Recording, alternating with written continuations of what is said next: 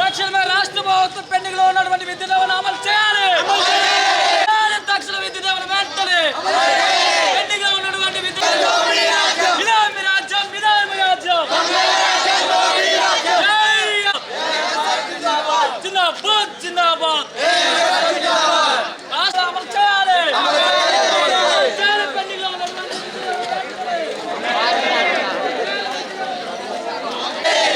చేయాలి. పెండింగ్లో ఉన్నటువంటి విద్యుత్ సేవలను వెంటనే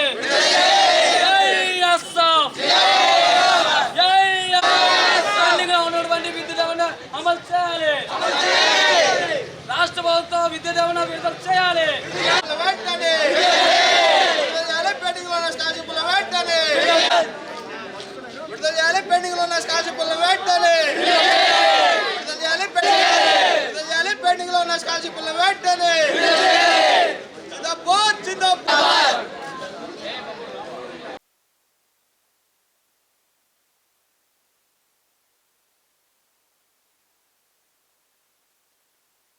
ఎస్ఎఫ్ రాష్ట్ర సమితి పిలుపు మేరకు ఏలూరు జిల్లాలో ఉన్నటువంటి కలెక్టర్ గారి కార్యాలయాన్ని నిరాశన కార్యక్రమం విద్యార్థులందరూ కూడా స్వచ్ఛందంగా వచ్చి పాల్గొన్నారు. అంటే రాష్ట్ర ప్రభుత్వం విద్యార్థుల సమస్యలు కూడా పట్టించుకోలేకపోయే పరిస్థితిగా ఉంది.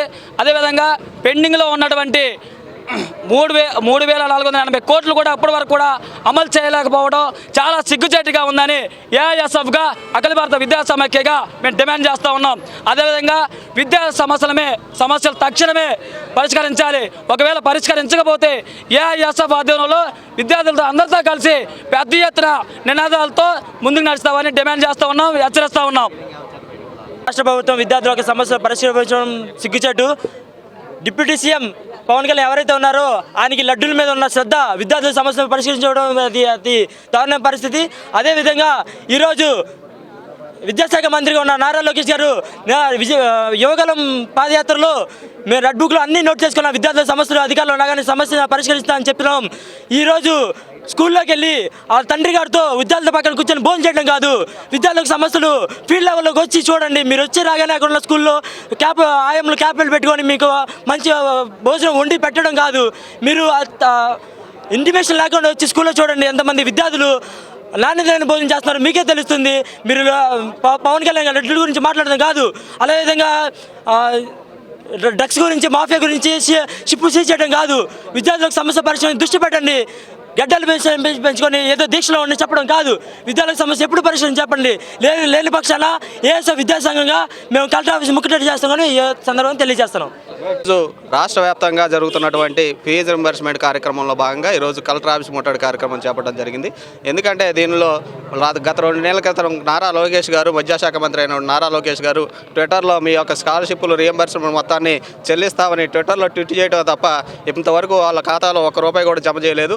దీన్ని ట్రెండింగ్ చేసుకోవడం కాదు, దాన్ని అమలుపరచాలి. అలా విధంగా చాలామంది విద్యార్థులు చాలామంది కళాశాలలో ఫీజులు కట్టకపోవడం వల్ల వాళ్ళ యొక్క సర్టిఫికేట్లు బయటికి రాక ఉన్నత చదువులకు వెళ్ళలేని పరిస్థితుల్లో చాలామంది విద్యార్థులు ఆగిపోవడం జరిగింది. ఆ విద్యార్థులందరికీ అండగా ఉండాలి. అలాగే రాష్ట్రంలో జరుగుతున్నటువంటి చాలా విద్యార్థుల పట్ల జరుగుతున్నటువంటి వివక్షను అన్నిటినీ దృష్టిలో ఉంచుకొని ఈరోజు రేపు జరగబోయే ఈ సమస్యను ఇక్కడితో సాల్వ్ చేయకపోతే రేపొద్దున అమరావతి ముట్టడి కార్యక్రమం కూడా చేపట్టడం జరుగుతుంది అఖిల భారత విద్యా సమాఖ్యగా. దీన్ని దృష్టిలో పెట్టుకొని ఇప్పటికైనా సరే రాష్ట్ర ప్రభుత్వం అలాగే విద్యాశాఖ మంత్రి నారా లోకేష్ గారు పెండింగ్లో ఉన్నటువంటి ఫీజు రింబర్స్మెంట్ ₹3,480 కోట్ల వెంటనే విడుదల చేసి విద్యార్థులందరికీ న్యాయం చేయవలసిందిగా కోరుకుంటూ డిమాండ్ చేస్తున్నాం.